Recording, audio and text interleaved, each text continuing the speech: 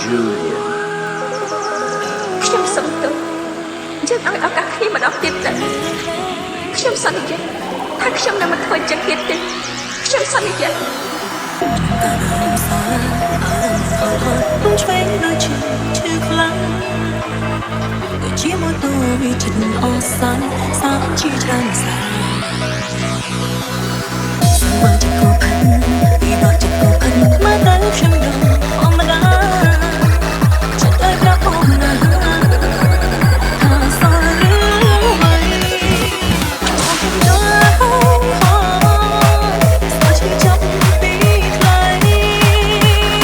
ពីបាត់ក្រឡាគេបាត់ទៅចាចេញទៅមិនស្ដាយអូនណាហើយមិនកុំអើយអូននឹងឈឺចាខ្លាំងយ៉ាយហើយមិនកុំអើយអូននឹងបាក់តា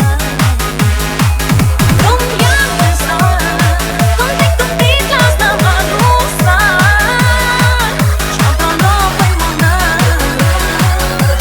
ពីទៅអូន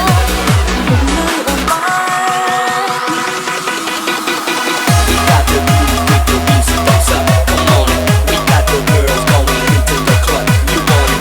Don't need the VIP with bottles of rum. The girls so sexy, going crazy, taking it to the top.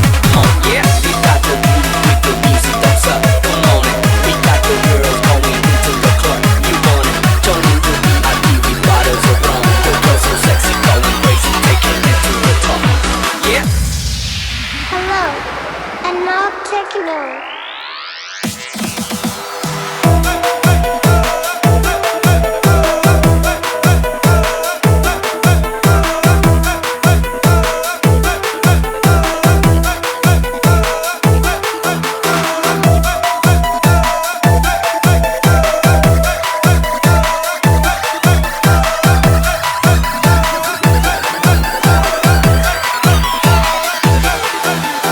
Ladies and gentlemen, welcome to the town.